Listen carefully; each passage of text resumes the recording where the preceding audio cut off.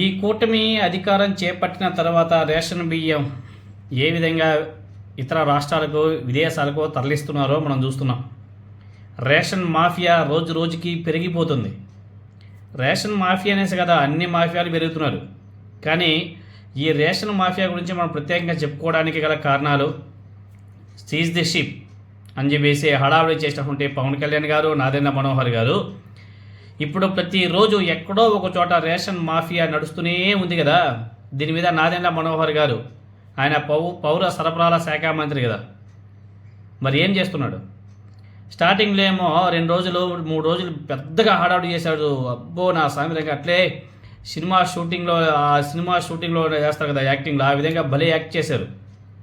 ఇప్పుడు ప్రతి ఒక్క చోట ఎక్కడ చూసినా రేషన్ మాఫియా నడుస్తుంది కదా. మరి వీటిని ఎందుకు పట్టించుకోవడం లేదు? ఇదిగో 82.468 టన్నుల రేషన్ బియ్యం పట్టివేత. ఏంది ఏమయ్యా నాదెండ్ల మనోహర్ గారు, పవన్ కళ్యాణ్ గారు ఏం చేస్తున్నారయ్యా మీరు?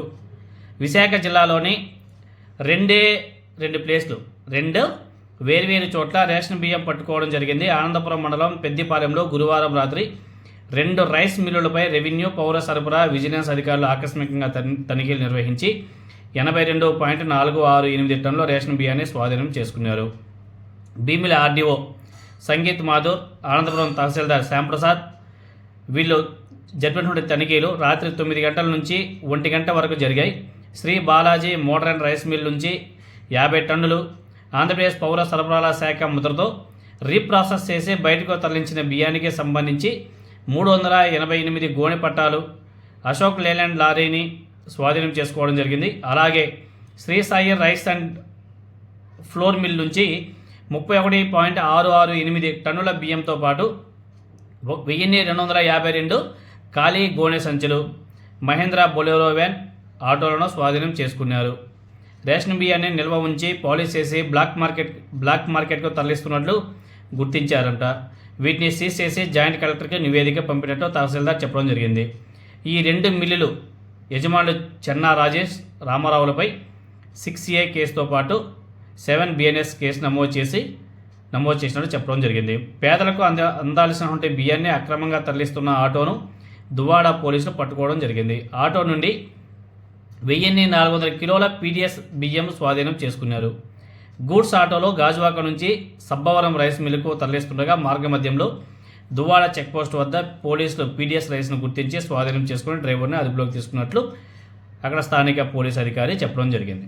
ఇలా రోజు ఎక్కడో ఒక చోట ఇలా రేషన్ బియ్యాన్ని, PDS బియ్యాన్ని తరలించడం, దొరికిపోవడం. అసలు రైస్ మిల్లో తమాసా, గవర్నమెంట్కి సంబంధించి గోనె సంచులు కూడా లోపలే ఉన్నాయి, ఖాళీ గోనె సంచులు ఉన్నాయి. 50-80 టన్నుల బియ్యం ప్రభుత్వానికి సంబంధించినటువంటి రేషన్ బియ్యం లోపల ఉంది. పౌర సరఫరాల శాఖ స్టాంప్ ఉన్నటువంటి గోనె సంచులు లోపల ఉన్నాయి. అంటే ఈ కూటమి ప్రభుత్వంలో ఉన్నటువంటి ఎమ్మెల్యేలో లేకపోతే ఎంపీలో ఏదో ఒక రాజకీయ అండతో నడుస్తున్నటువంటి వ్యవహారం ఇవన్నీ కూడా. వీటి మీద కాన్సన్ట్రేషన్ చేయకుండా అదిగో పట్టుకున్నాం, స్వాధీనం చేసుకున్నాం, వాళ్ళ మీద కేసు పెట్టినాం. వీళ్ళ వెనుక ఎవరున్నారో వాళ్ళని పట్టుకోవాలి మెయిన్.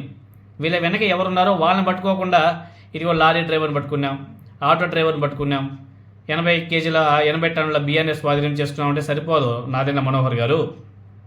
దీని వెనక ఉన్నటువంటి మాఫియా, దీన్ని వెనక నుండి నడిపిస్తున్నటువంటి నాయకుడు వాళ్ళు ఎవరు?